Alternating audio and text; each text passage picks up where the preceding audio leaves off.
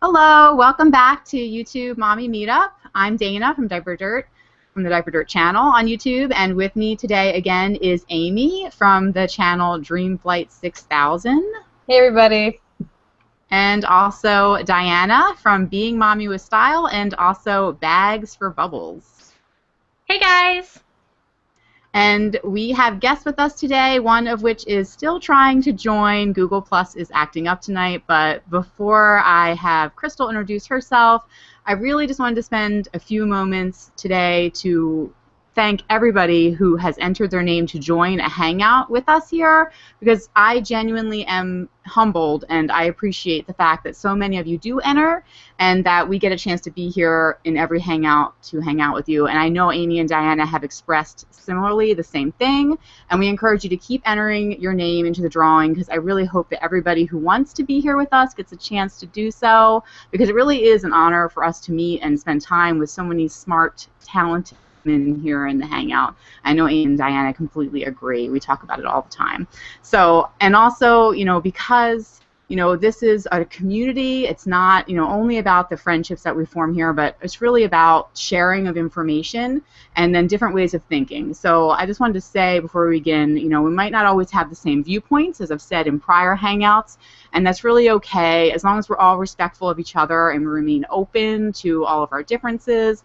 And then we can continue to benefit from the group that we have formed here, because YouTube Mommy Meetup, it's not my group and it's not Amy's or Diana's, it's really our group. It's all of us here. We have over 1,000 members now, and we are a community, and the channel really wouldn't be possible if it was just me sitting here. And I really appreciate everybody's patience and kindness as we interact here and also in our Facebook group. Since the very beginning, all that we've asked is that everybody be respectful and we practice patience with others, and we might not be at the same point in our journey as each other are, but community has a lot to do with being tolerant of others, and I can't stress that enough. I mean, I really can't. So I just want to thank everybody for doing their best to speak kindly with everybody else. And we only have 2 rules in the group, and those are the 2 rules. Number 1 is that we are trying to be respectful of each other and to speak kindly. And then the other one is, of course, that we don't do a lot of link sharing within the group, because we want to keep that community feel. And in order to do that, we ask that everything remain community-centered. And so that's why those 2 rules do exist. So I just want to say thank you before we begin today, and reiterate how blessed we really feel to be part of this group. And thank you guys all for being here. And for everyone in the comments who comes here for the hangouts, thank you so much. So, and then I also want to point out that we are, now a podcast. So I want to thank those who are listening to our podcast. We're now live on iTunes and also Stitcher Radio, which is very exciting. So if you're listening to us in your car or while you're going for a run, we welcome you here. We are so happy to have you join our community. So with all of that being said, I'm going to give Crystal a chance to introduce herself and her channel, and then it looks like also Renee was able to pop in here, which is so great. But Crystal, why don't you go ahead and introduce yourself first? Hey guys, I'm Crystal from Brought to You by Mom, and also at broughttoyoubymom.com, and it's just, yeah, you got it right down there at the bottom. It's brought the number 2, the letter U by Mom. And yeah, we're just here to hang out and talk some Disney. Woo! I'm on mute, sorry. Renee, go ahead and introduce yourself. Hey guys, so my name's Renee and my channel is Mrs. Bing Wing, and my channel is basically just focused on making you laugh and making you smile. That's pretty much all I want to accomplish with it. So. Perfect. And how long have you been on YouTube, Renee? About 2 months. 2 months, okay. Yay! And how about you, Crystal? Have you been on YouTube for a while? Oh, well, I've had a YouTube channel since like 2006 when I worked at Disney. I've had these huge aspirations that I was going to share my whole magical experience of Disney, and it never happened. So really, I would say my channel finally started being focused about probably around Christmas time of this last year. So just a handful of months, probably about 6 months or so. Perfect. Okay. Okay, I gotta show the comments already. They're making me smile. Oh, okay. Hi-ho, Musketeers. And this is what I think of when I think of Disney. What, M-I-C-K-U-R? Yeah. She said showing my age there, I guess. And that's what I think of. I'm the only one that hasn't been to Disney here. You all have mouse ears, except when I don't, Dana, you've been there. Okay, I'm kind of a fraud because I borrowed these from somebody when I found out I was doing you this. did. But I have been to Disneyland, so I'm legit in that way. Well, then that counts. And if you haven't guessed, we are here tonight to talk about Disney and going to Disney or Disney World or Disneyland with your kids. And one of the reasons we selected this topic is because Crystal used to work there, and Diana was just there with her two. Say what ages they are, Diana. How old your girls are? Bella was 3 when we went. She just turned 4, and then my younger daughter Natalie is 2. So I went with a 3-year-old and a 2-year-old, and we flew down. Yeah. Oh, we got to hear about that. And then I went when my daughter was 2.5. We actually took the auto train from Philadelphia down to Florida to Disney World with our daughter. And that was a couple years ago now, but I remember it very vividly. So, all right, so then that's kind of the start out. So I've been there to Disney World. Diana, obviously you've been there. And then Amy, I'm so sorry. What did you say? You have or haven't been there? No, I've never been there. Never been there. Okay. And Crystal has been there. Working there. How long did you work there, Crystal? I worked at the actual park for a year. I was on the college program down there. So, yeah, I worked there for about a year. I used to also work for Radio Disney here in Seattle. So I worked for the company in total about 5 years. So, okay. All right, very cool. All right, hear about that too. I know. So I think to start out, let's hear Diana's story about the flight down. How did that go? Do you have any tips about that? Did it go well with your two? It went surprisingly well. I was anticipating it was going to be a much bigger ordeal than it went, but we actually decided to go out of a smaller airport in the Chicagoland area as opposed to Midway or O'Hare, which are some of the larger airports here. And that turned out to be great because we just were able to park the car, get right into our flight in a small terminal, and then go down to Orlando to Sanford Airport, which is a smaller airport down there. So the flight was about 2 hours for us, and I just had these little packs of things to keep the kids occupied that they hadn't seen before, and so that kept them entertained for the most of the plane flight. That and DVDs. Frozen just came out, so that was the saving grace for the trip too. Good. Our train ride actually was really good. We took the auto train where you drive your car onto the train, and then you go overnight. You sleep overnight, and it wasn't too bad. But I did have to sleep in like a cot that was like a single cot with my daughter, and she was 2, and so we were like jammed in there. But they give you breakfast in the morning, and then we had our minivan with us the whole time, and so I actually really liked traveling there that way because we had our car while we were there. So it was pretty. I don't know. I liked that. But did you stay in the parks, Diana, when you went? We did not. I actually have a family member that has a house in Orlando, so we stay at his house whenever we're down there. My dad, he has a house in Orlando, so we just stay at his house. How long of a drive is it from there? Was it a quick drive? Let's talk about naps. Did you go back to naps? Did you go home to nap the kids? We did not this trip. I took Bella when she was 9.5 months old, roundabouts, and for that trip we brought the stroller with us, and I had her take her regular nap schedule in the park. For this trip, Bella's getting old enough that she's dropping naps occasionally, and Natalie is so excitable I knew she wasn't going to take a nap while we were at Disney World. So what we did is we just brought the stroller, and for the first few days there, they didn't take naps at all. And then the last few days we were there, they eventually just dropped in the middle of the day in the stroller, and so we just wheeled them around until they woke up. And that seemed to work out okay for us. Did you have 2 strollers, or did you have one double? I brought our double stroller. We have a Britex Be Ready, and it's like kind of the double tier one. Oh, so okay. Yep. they would both be asleep at the same time. Both the seats can recline. So yeah, it worked out okay to have our own stroller. Yeah. Was that an easy stroller for you to carry around the parks, or how would you recommend that stroller to someone else who was going? I would highly recommend that stroller. If you're, pregnant and looking for a double stroller, we have loved it. I mean, I've used it a ton even outside of Disney World. It's its own kind of topic, I guess, but it's a great stroller that's in tandem. So it fits through doorways, kind of one single stroller. You can use it as a single stroller, actually. And it's easy to lift and all that. It's pretty lightweight for a double stroller. Yeah. My ears. I know you can rent them. You can rent them there too, which I didn't do. So I don't know. Crystal, are you there? Your picture's frozen, so I'm not sure if you're still with us. Yeah. Okay. Can you hear me? I can hear you. We can hear you, but your picture's freezing. But with the rental strollers there, I mean, I guess they're pretty good, right? The ones I think I've heard they're good. They are. I mean, they're kind of just your standard bucket strollers where it's just like plastic and this huge kind of chair thing that your kids climb into. It's nothing too extreme or fancy. There's a lot of different companies, which their names kind of escape me at the moment, that are outside of the parks that you could rent from that are pretty good, and they have like discount deals through a lot of travel agencies and things. And yeah, I mean, they're pretty good. They're not bad. I remember horror stories of trying to like move these things into the stroller parking during attractions and events, and they're a little bit hard, I think, to kind of maneuver and turn, but they're all right. If we're in a pinch, and if you're like coming from Washington like I am to Florida, I would definitely recommend to rent one instead of dragging one for sure. Yeah. And Renee, you said you were in Disneyland, right? You were there. Yeah. Okay. All right. Did you like it? It's smaller, right? Disneyland is just smaller than Disney World. Yeah, I think so. It's quite a bit smaller, but it was just as magical, I think. And really, I think I was only 8 or 9 years old when I went, so I don't really have much to contribute in the way of having kids being there. But well, do you want to go? Let's ask you that question. Is that something that you have on your bucket list per se to go with your kids, or no?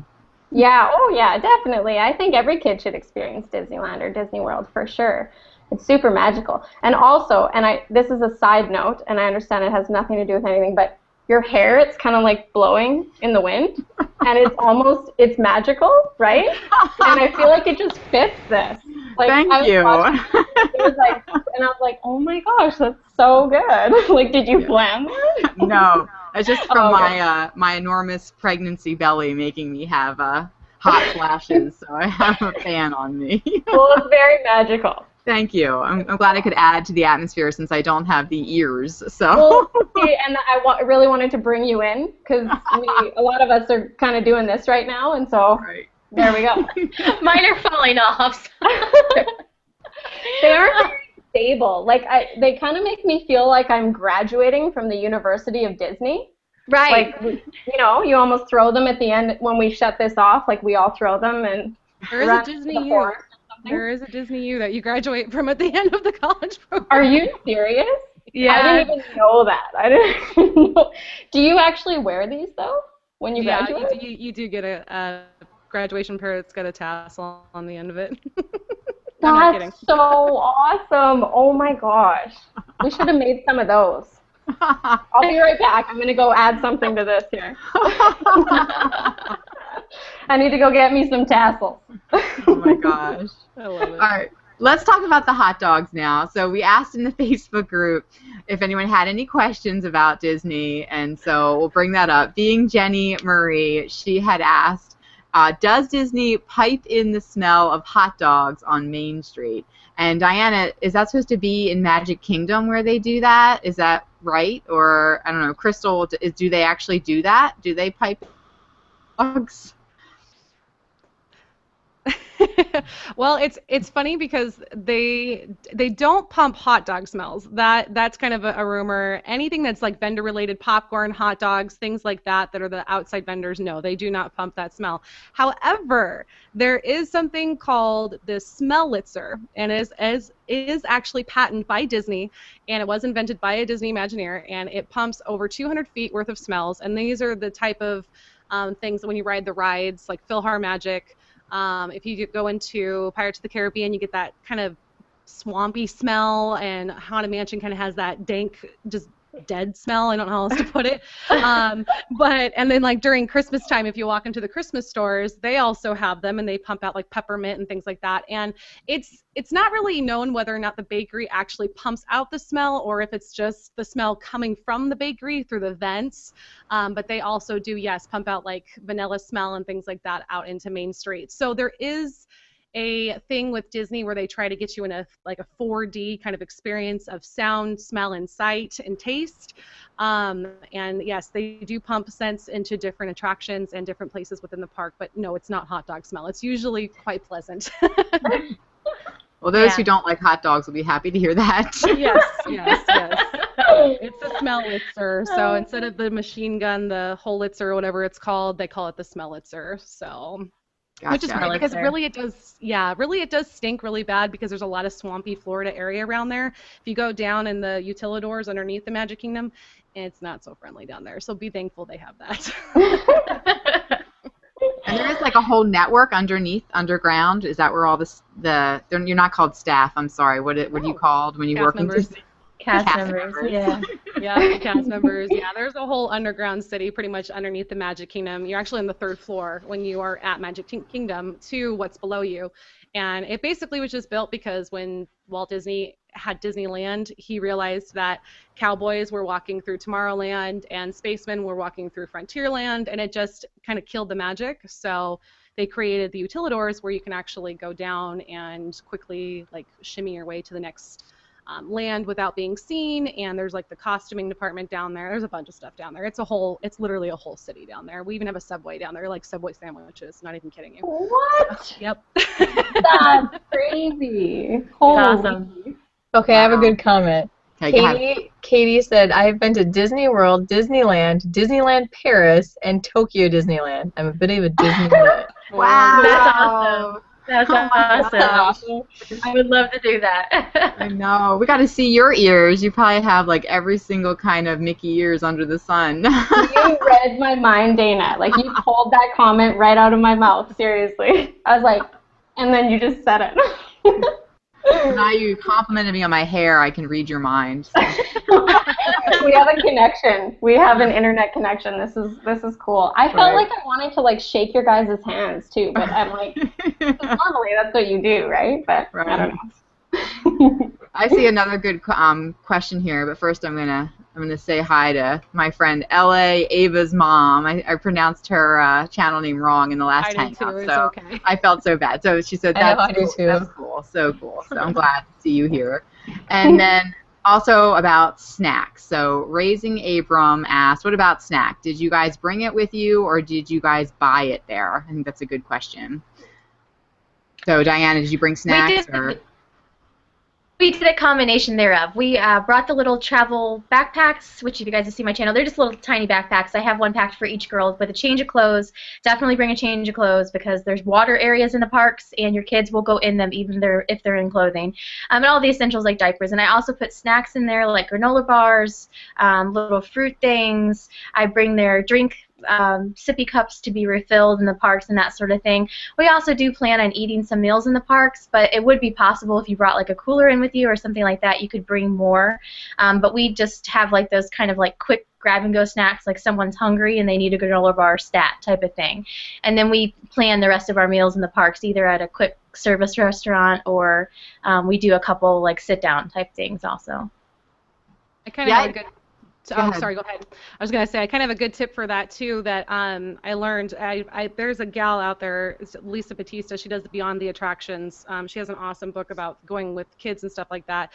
And she talks about, she gave us a tip one time where you actually, if you live like on the other side of the country, and let's say you're flying to Walt Disney World, you can actually send a box prior to your stay full of like diapers and snacks, wipes, and those kind of things, so you don't have to pack them on the plane and ship. And if you call the hotel or the resort, they will hold those for you with your room number.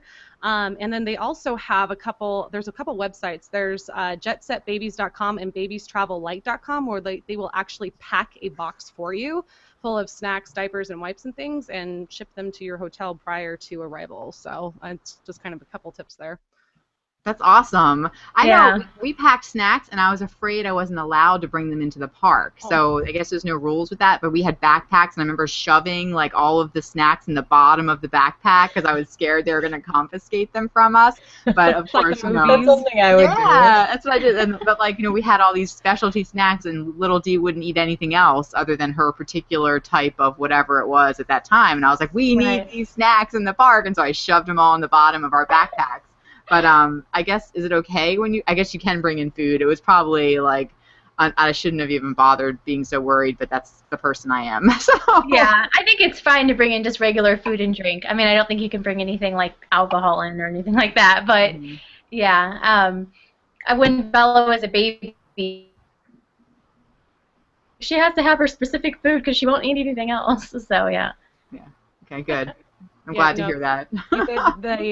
The Disney Main Street cops aren't going to come after you, Dana. It's okay. They're not going to steal No, they're very nice. They're very nice. Dana, did you feel pretty hardcore when you got through with the snacks? Like, did you kind of walk in there with a little bounce in your step? And think, yeah, I got this. You know, I did. I flipped my hair, and you know, I was did the whole She's like, strut. that's how it's done. I beat the mouse. I beat the mouse. That's right. I got my goldfish crackers in the park. I just saved like $45. Seriously, you probably did. I know. Oh my God. And yet we still had some tantrums, which this is the thing about Disney World that I loved when we were there, because we had a 2.5-year-old and we had tantrums like galore because, like, you know, when we got close to nap time or just from like the, you know, her being exhausted or whatever, or having a fit that we're not going on another ride, she would just, you know, we had huge meltdowns in the middle of the park. And it was wonderful for me because I was she was my first. I was kind of a first-time mom, and I had anxiety about my child having these tantrums in public. And not one person looked our way. Like, nobody looked our way because there's so many other children having tantrums in the park that people don't even notice you because it's so kid-friendly there. And I loved that. I thought that was really, really nice, that there's no reason to have any fear about your child acting up at, you know, in Disney, because there was a slew of other kids there, and one time she had ice cream in her hand, and she had a meltdown, ice cream all down the front of her shirt. She looked a mess, and nobody looked at us. Nobody even, like, looked twice as we walked by them in the park, and I was like, this is amazing. So I really liked that. That's why it's the happiest place on earth. I have a good question. Good, go for it. Raising Abram, she said, how do you guys feel about leaving your stuff in the stroller outside the attractions? That is a good question. Yeah, Diana, how'd you feel? Well, and we also brought our regular stroller, so we're also leaving our regular stroller out there. But it's kind of a leap of faith. You just have to, you know, think, okay, no one should mess with this. I just stuffed their backpacks with their stuff like down in the bottom of it, and anything like my purse, my personal items, I would take those with me. But we pretty much just leave anything like food or the kids' personal items and that sort of thing in the stroller, and our items were never messed with at all. So you kind of just have to take that, you know, leap of faith that there's mainly good people out there, and hopefully no one will mess with your stuff. Do they have a designated spot for strollers? They do, and it's actually for each separate attraction. So say you're going to ride the Little Mermaid ride, there's actually stroller parking right outside where you can park your stroller in a line right there. So you can see it when you're standing in line, you can see your stroller? No, because most of the time the lines, you actually go into buildings or go into the attractions. So once you leave your stroller in the stroller area, it for probably 30, 45 minutes until you get back from the ride. So you do kind of have to be comfortable not being around it for a while. Right. So, but every time we came back to the stroller, everything was where it was supposed to be, and both trips we hadn't had any problems with it at all. So and there's a lot of cast members also in the stroller area. I mean, like, it's 9 times out of 10. It's not with every attraction. I don't want to put that out there, but like where I worked at the American Adventure in Epcot, and the stroller parking was right outside the doors, and there was always a door greeter, and we were always making sure the strollers were like in a nice straight line and watching them. So there are a lot of cast members around the area keeping an eye on things too, to make sure that there's no theft going on as best we can. That's good to hear. I also was worried about the stroller. We had a Planet-Wise rainforest umbrella stroller that I had bought because it was lightweight, and it was kind of like a unique sort of pattern on it. And that's like if you have like all the same, like if you have a City Mini, right? Everybody has City Mini. So if you have a black City Mini stroller, then there might be like 20 other black City Mini strollers sitting there. So if you're going to leave it in that stroller or sort of parking lot when you get on the ride, you want to have something there, like people say, to tie scarves to it, or, you know, something on there that will help you to identify it's yours, and others to not just go grab it and, like, you know, not even when they might not even be trying to steal your stroller, but they just kind of grab a stroller and start walking off with it. But we never had any issues with anybody taking anything out of our stroller, but it was like, you know, you just have to take that leap of faith and not leave any valuables, of course. And it's good to know, though, Crystal, that there are cast members watching the strollers to see if suspicious people might be grabbing it, but it's nothing you ever hear people talking about, so it's obviously not something. I wouldn't leave your purse sitting there, but Just don't make it like look attractive, where you have, like, you know, diamonds, you know, hanging off your handles. Or here's another comment. Heidi's asking. She said, "Talk about hidden Mickeys." What is she talking about? I don't know anything about hidden Mickeys. Areas Crystal? around the park. I know Crystal knows, Yeah, it's basically just areas around the park. If you look, it's kind of just generally everywhere. There's little literally like Mickeys, things that form the whole, you know, big circle, two little circle ears kind of thing around the park. Like I have found I've been standing in line somewhere and looked down, and the little gem pieces that they have across the floor just happen to one little area is an actual Mickey Mouse, like again, the ear thing. So yeah, there's actually a book out there called Hidden Mickeys that you can buy, and you can actually list where every single hidden Mickey is in all the parks. It's just, you know, about that big, and you can do like little scavenger hunts and things like that. It's kind of a fun little perk of Disney. It's yeah. You can buy that Mickey Mouse, right? The talking Mickey Mouse that you Mickey. carry around. Pal Mickey is what it's called, right? Did you get that, Diana? You walk around the park and it'll point out things? No, I didn't do that, but I did get the little Hidden Mickey book. It's a little yellow book, and before I had kids, I haven't done this since I have had kids, although we did point out Hidden Mickeys while we were there when we would see them. But I actually went on a Hidden Mickey trip. I just went down and visited my dad at spring break, and I took the Hidden Mickey book, and we went around to like a bunch of the parks, and we found Hidden Mickeys. That's what the whole trip was, and that has been one of my favorite trips to Walt Disney World. Like, seriously, it was so fun. Like, we just went everywhere, like the resorts, everywhere, trying to find Hidden Mickeys, and they are in some of the craziest places. It was really fun. What's the craziest place you found a Mickey at? Well, one of the most fun places that we found one in the Living Seas in Epcot, it was really apparent, but I was able to show my daughters, and they thought it was so cool. In the rocks and the gravel in the bottom, there was a hidden Mickey made in the rocks, and the girls just thought that was the coolest thing ever.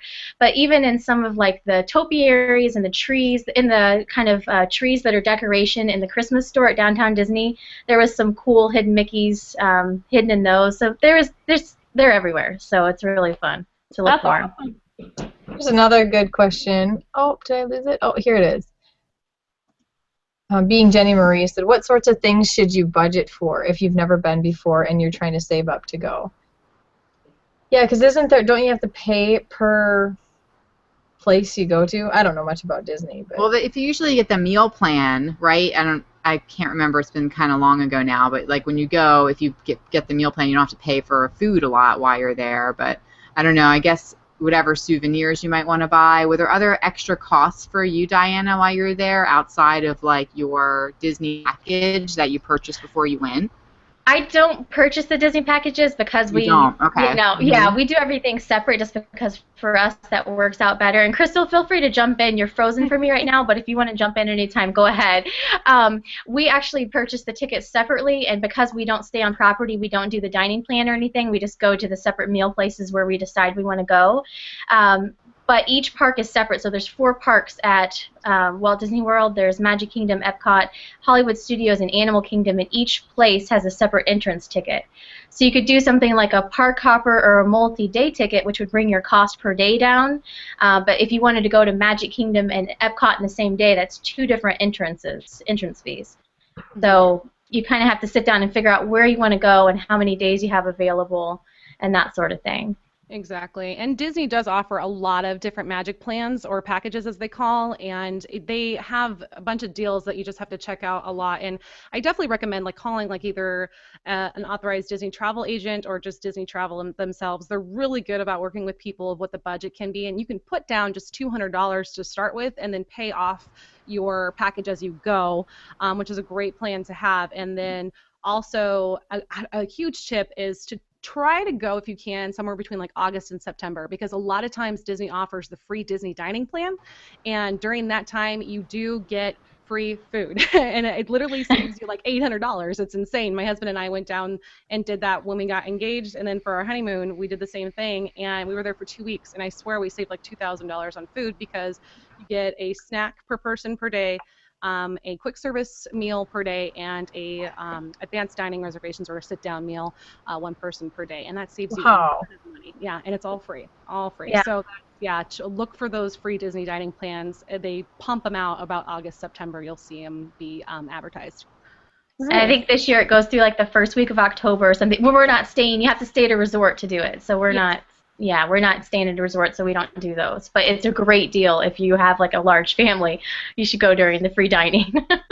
We have a question, another question for Crystal here.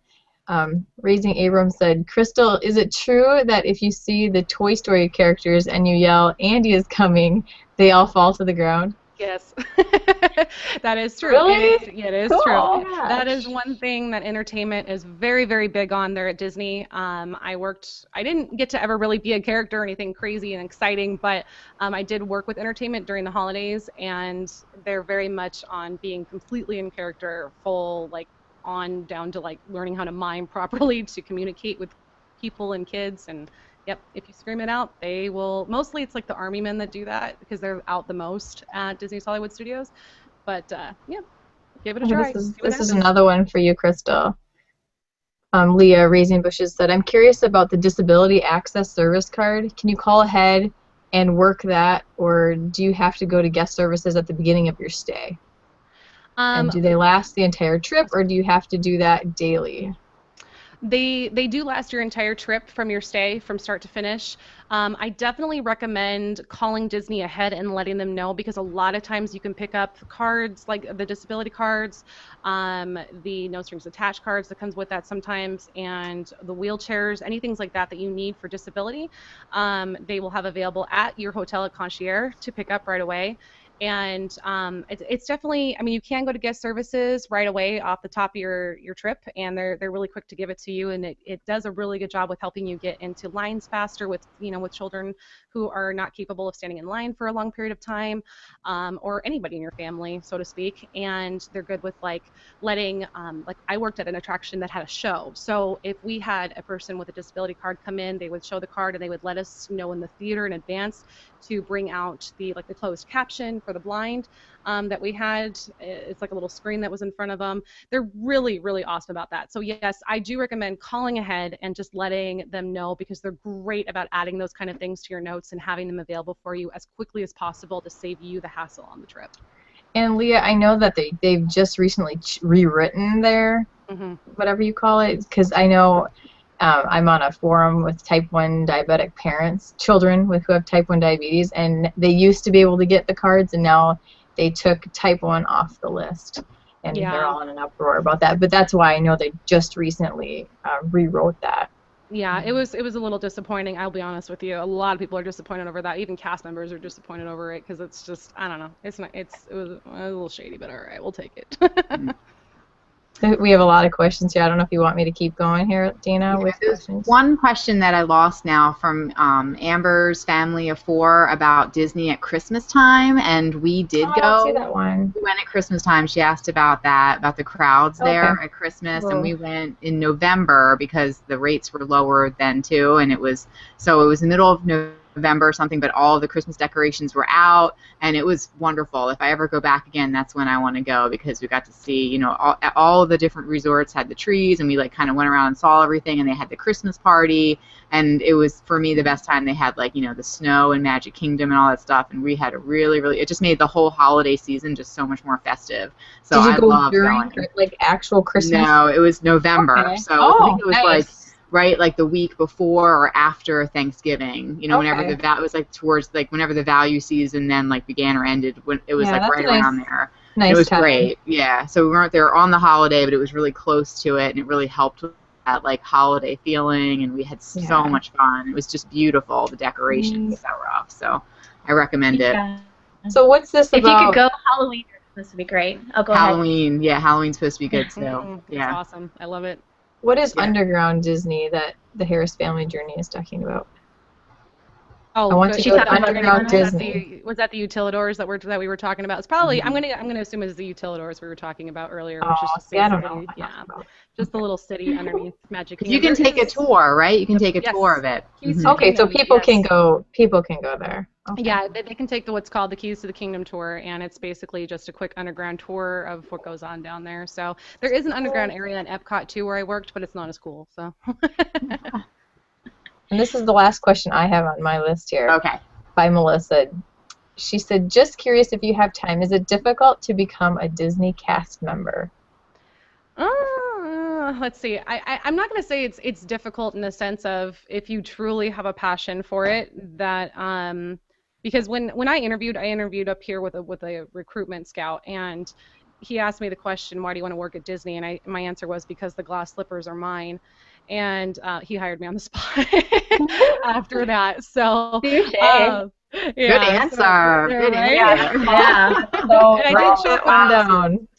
Yeah, exactly. So it's kind of like, to me, it's one of those things where, yes, there is a lot of extensive background check when you do. I swear they took everything but a pint of blood from me. They even take your fingerprints before you start working, and they run your FBI. Like, no, I'm not kidding. They run your FBI scan and everything else. But I mean, they have to make sure, obviously, you're working with kids. So, they want to be very, very protective of that and cautious.